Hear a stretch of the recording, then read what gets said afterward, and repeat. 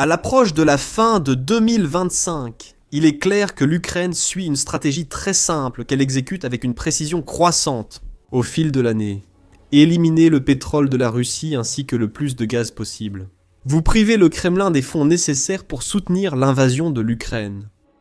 La Russie ressent l'impact de la stratégie de l'Ukraine depuis le début de l'année, et l'Ukraine ne cesse de poursuivre ses efforts. Encore une grande nuit pour l'Ukraine.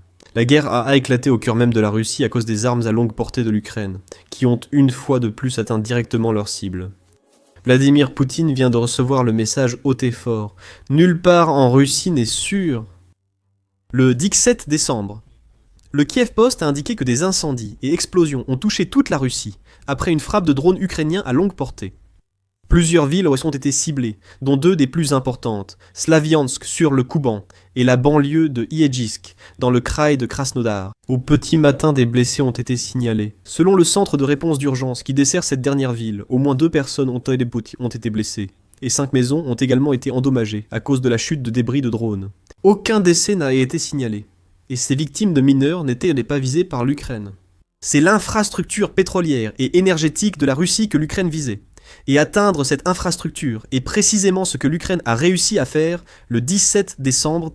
Les frappes réussies de l'Ukraine n'ont pas échappé à l'attention des médias non traditionnels russes, puisque la chaîne de blogueurs militaires russes, Shot, a rapporté le carnage causé par l'Ukraine. Shot a expliqué sur Telegram, citant des civils locaux, l'ampleur de l'attaque ukrainienne sur le district de Slaviansk.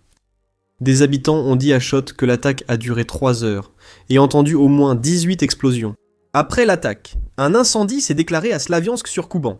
La chaîne a aussi rapporté que le ministère russe de la Défense a déclaré que la défense aérienne avait détruit 94 drones ukrainiens lors de l'attaque du 17 décembre. La chaîne a indiqué que seuls des dégâts mineurs touchaient le réseau électrique de Slaviansk.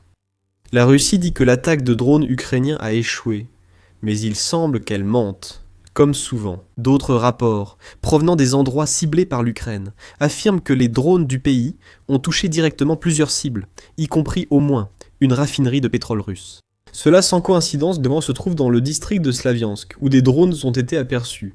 Pour contrer la Russie qui tente de dissimuler l'ampleur de la frappe à Slaviansk, l'état-major ukrainien a expliqué sur Telegram ce qui s'est réellement passé. À Kouban, loin d'une frappe n'ayant causé que quelques blessés civils et vitres brisées. L'attaque de l'Ukraine visait une raffinerie de pétrole parmi les plus grandes de Russie. Dans la nuit du 17 décembre 2025, des unités des forces de défense ont utilisé des armes de frappe en profondeur pour frapper l'infrastructure de la raffinerie de pétrole de Slaviansk.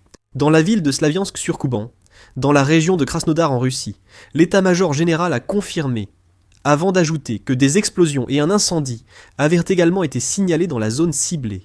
L'évaluation des dégâts sur l'installation est en cours. Selon la dernière déclaration, on ignore toujours si les drones ukrainiens ont mis la raffinerie de Slaviansk hors service.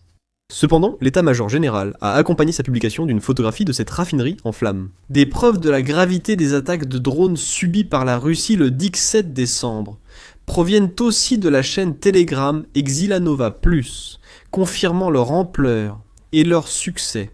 La chaîne a publié 2 vidéos avec une seule légende. Slaviansk sur Kouban. Les habitants rapportent que la raffinerie de pétrole est effectivement en feu. Les 2 vidéos confirment cette affirmation. La première, qui dure littéralement 2 secondes, montre la lumière vive d'un incendie filmé depuis ce qui semble être un champ à l'extérieur de la raffinerie de pétrole de Slaviansk. Quant à la seconde, elle dure un peu plus longtemps, soit 29 secondes, et on entend clairement le bruit des canons de la défense aérienne russe en arrière-plan. À la fin de la vidéo, une explosion massive survient. L'incendie n'est pas visible, mais le lien est évident. L'attaque de la 2e vidéo a provoqué l'incendie à la raffinerie de Slaviansk, montré dans la première vidéo et sur la photo de l'état-major général. Si la raffinerie a été durement frappée par l'Ukraine, cela représenterait un nouveau coup majeur pour le secteur du raffinage pétrolier russe. Le Kiev indépendant rapporte que la raffinerie de Slaviansk, ciblée lors de l'attaque ukrainienne du 17 décembre, traite environ 52 millions de tonnes de pétrole brut par an. Le carburant et les autres produits qu'elle fabrique servent aux occupants russes. Sky, dans Ukraine News, rapporte aussi la frappe nocturne ukrainienne. Il a révélé que la raffinerie pourrait être encore plus importante que le pense le Kiev indépendant. Le média indique que la raffinerie a une capacité réelle de 625 millions de tonnes par an, soit 1 million de plus que ce qu'affirme le Kiev indépendant. La raffinerie est un nœud clé de l'infrastructure de carburant du sud de la Russie, représentant environ 2% de la capacité totale de raffinage du pays. L'essence, le diesel et le carburant d'aviation utilisé par l'armée russe sont produits à Slaviansk, régulièrement ciblés par l'Ukraine. Selon News Sky, il s'agit de la plus récente d'une série d'attaques survenues ces 1 an et demi à 2 ans. Le Kiev Post précise que l'Ukraine a déjà frappé la raffinerie de Slaviansk 2 fois au second semestre 2025 lors des attaques des 13 août et 30 novembre. L'Ukraine espère que cette frappe fermera la raffinerie pour longtemps. Mais il faudra attendre la dissipation de la fumée pour évaluer les dégâts. Une autre raffinerie touchée aurait déjà été une excellente nouvelle pour l'Ukraine. Pourtant, le pays visait aussi d'autres cibles avec ses drones, comme la région de Saratov qui a été prise pour cible. 10 explosions ont retenti à Saratov et Engels la nuit de l'attaque contre la raffinerie. Aucun rapport officiel de dégâts ou victimes n'a été publié par la Russie ou l'Ukraine, mais on comprend pourquoi l'Ukraine ciblerait ces régions. Saratov possède aussi une raffinerie de pétrole, selon le Kyiv Post. L'Ukraine a frappé cette raffinerie le 13 décembre et aurait pu tenter une seconde attaque dans la nuit du 17 décembre. L'installation de Saratov, propriété de Rosneft, peut traiter 58 millions de tonnes de pétrole par an, soit une capacité similaire à celle de Slaviansk, incendiée récemment par des drones ukrainiens. Saratov est également une cible régulière pour l'Ukraine, puisqu'elle a été frappée au moins 9 fois depuis le début de 2025, avec 6 de ces frappes survenues pendant l'automne. Il semble que l'Ukraine ait tenté une 10e frappe. Cependant, il se peut que celle-ci n'ait pas réussi cette fois-ci. Engels est proche de la base aérienne Engels 2, l'une des principales bases de bombardiers stratégiques russes. La Russie a ajouté 12 nouvelles aires de stationnement à cette base en octobre, ce qui indique qu'elle a l'intention d'utiliser la base comme point de lancement pour encore plus de missiles et de bombes planantes qu'elle envoyait déjà vers l'Ukraine depuis cette base. La frappe du 17 décembre visait sans doute à détruire des aires de stationnement ou à éliminer les bombardiers et chasseurs à la base d'Engels. Mais comme pour Saratov, on ignore si l'Ukraine a atteint sa cible. 10 explosions dans ces régions laissent qu'on supposer cela, mais aucune confirmation officielle lors de la création de cette vidéo. Les drones de l'Ukraine étaient également actifs ailleurs en Russie. Une banlieue du kraï de Krasnodar, Yejsk, semble aussi avoir été ciblée. Le Kiev Post rapporte que des habitants ont signalé 3 explosions et une grande boule de feu dans le ciel. Cela résulterait probablement des défenses aériennes russes touchant leur cible en voulant abattre un drone. Qualifier Yeyersk de banlieue pourrait laisser croire que l'Ukraine cible des civils. La région possède un port maritime utilisé par la Russie pour transborder carburant et produits aux pétroliers, selon le Kiev Post. Donc, une autre cible militaire légitime peut-être. Une des 3 explosions signalées provient d'un drone ukrainien posé dans ce port maritime. Enfin, l'Ukraine semble également avoir envoyé ses drones s'écraser dans la région de Rostov, en Russie, avec pour cible le dépôt de pétrole Nikolaïevskaya. L'état-major ukrainien a confirmé cette frappe dans le message Telegram évoqué plus tôt. Un impact a aussi été confirmé sur le dépôt de pétrole Nikolaïevskaya et dans la région de Rostov, Fédération de Russie. D'après les premières données, le réservoir et le navire Capitaine Gilbert ont été endommagés, selon l'état-major général. Détruire un réservoir de pétrole profite à l'Ukraine, car cela réduit le carburant que la Russie peut vendre ou fournir à ses troupes. Part en flammes. Quant au Capitaine Gilbert, il n'y a pas d'autres détails. Il pourrait avoir appartenu à la flotte fantôme, de plus en plus ciblée par l'Ukraine, fin 2025. Nous savons avec certitude que l'Ukraine a frappé au moins une raffinerie de pétrole, une deuxième frappe restant incertaine. En attendant plus de détails, un dépôt pétrolier russe a perdu un réservoir et un navire fluvial. L'Ukraine aurait pu frapper la base aérienne d'Engels et un port chargé du transbordement du pétrole russe. Dans l'ensemble, une nuit plutôt productive pour l'Ukraine.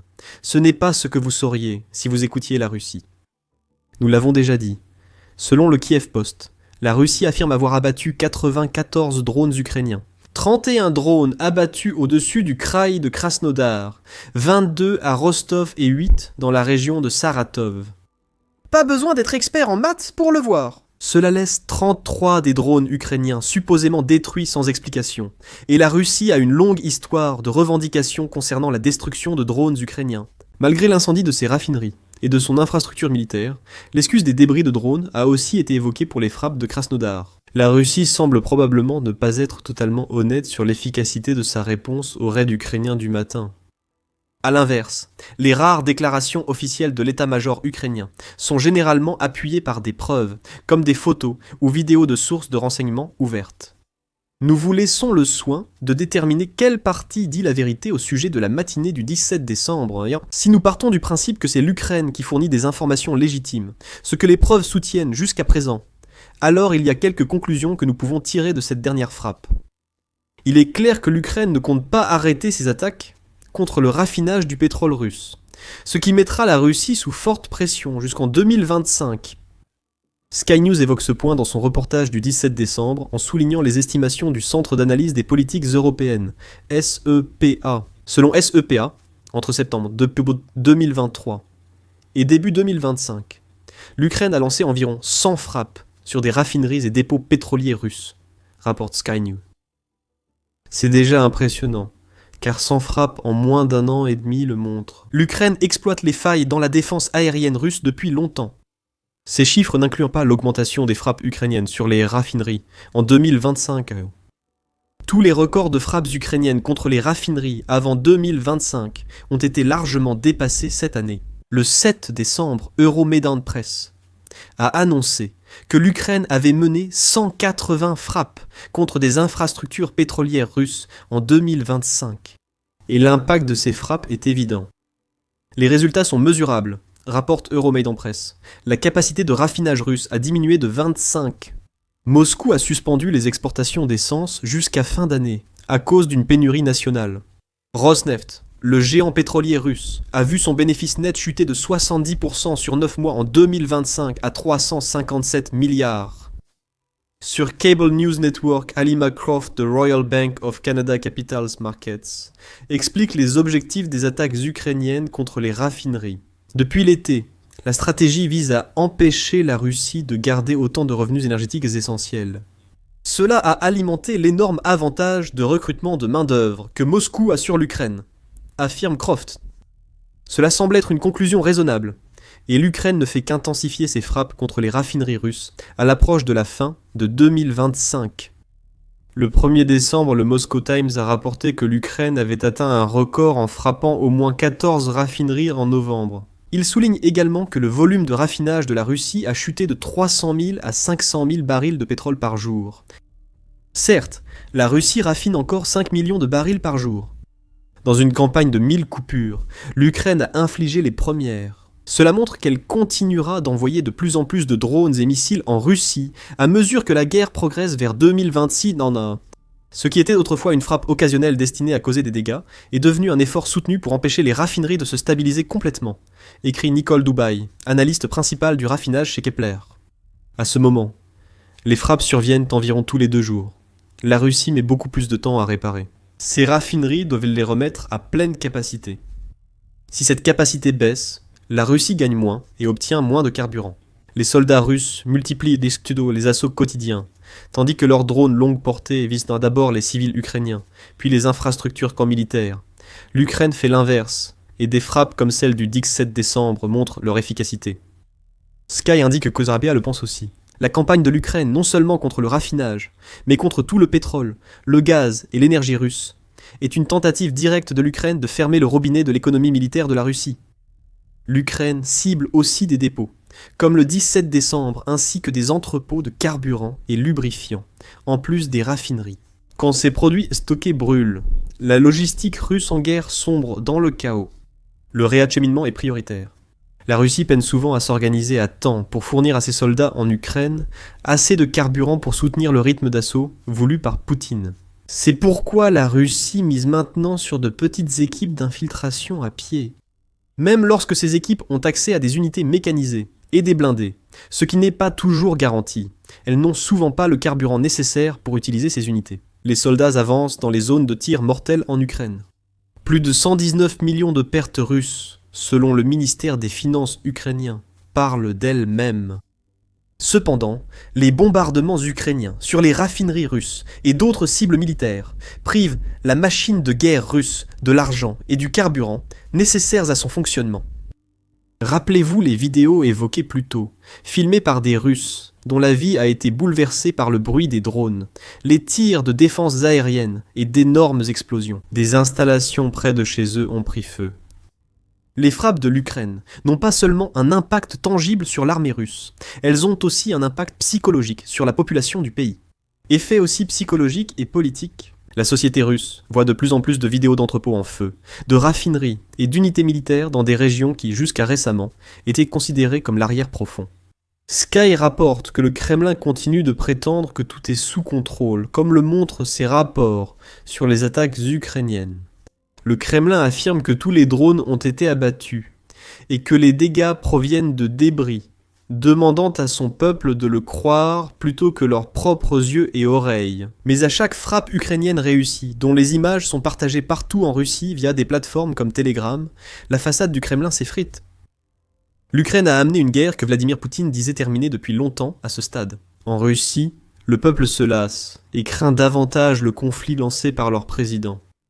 Il est difficile de prouver cela avec des statistiques fiables sur l'humeur en Russie, car des millions de personnes mécontentes vivent dans un état autoritaire où s'exprimer peut conduire au goulag. Des signes montrent que les Russes ordinaires en ont assez de la guerre. En juillet, la Poste russe a révélé que 50% des personnes interrogées lors d'une enquête menée en juin, qui demandait si des pourparlers de paix devaient être engagés avec l'Ukraine, ont répondu oui. Seuls 39% des personnes souhaitent la poursuite de l'opération militaire spéciale de Poutine. Dire oui aux pourparlers de paix permet aux Russes de signaler au Kremlin leur souhait de voir la guerre cesser. Poutine affiche ouvertement son désir présumé de stopper la guerre qu'il a déclenchée via de tels pourparlers. Le magazine Time offre également plus d'indices sur l'état d'esprit collectif russe dans un article du 3 octobre où il pose la question. Les Russes sont-ils vraiment heureux? En apparence, oui. Car un sondage du centre Levada montre que seuls 11% des Russes se disent mécontents de leur vie. C'est le chiffre le plus bas depuis 1993. Mais ces données semblent un peu étranges. Ces légions de Russes, supposément heureux, semblent survivre grâce à une consommation toujours croissante d'antidépresseurs au fil du temps. Alors que les longues années de régime autoritaire s'accumulent, il semble que les Russes se soient activement tournés vers les antidépresseurs. Le magazine affirme que les ventes de pilules contre l'anxiété sont soutenues. 13 millions de boîtes en 2022, 15 millions en 2023, 16 millions en 2024. Début 2025, on dépasse 9 millions. En supposant que ces chiffres de vente restent constants, cela signifiera 18 millions de comprimés vendus d'ici la fin de l'année, soit une augmentation de 2 millions par rapport aux ventes de 2024. Les Russes sont heureux, peut-être moins qu'ils le disent, et l'Ukraine veut susciter ce sentiment chez eux. Des Russes mécontents, accentuant la pression sur Poutine, surtout quand les démonstrations militaires faiblissent, que les raffineries brûlent et que les pertes de roubles augmentent. L'Ukraine pourrait gagner la guerre sans éliminer tous les soldats russes présents sur son territoire. En attendant que ces pressions aboutissent, l'Ukraine intensifie ses frappes à longue portée. Le 17 décembre, Newsweek a indiqué qu'une attaque du 14 décembre sur une plateforme pétrolière en mer Caspienne avait stoppé 14 puits de pétrole. Vous pouvez en savoir plus sur cette attaque et sur la façon dont l'Ukraine l'a réalisée dans notre vidéo. Si cette vidéo vous a plu, abonnez-vous à The Military Show pour suivre les attaques récentes de l'Ukraine contre l'arrière russe. Merci de votre attention.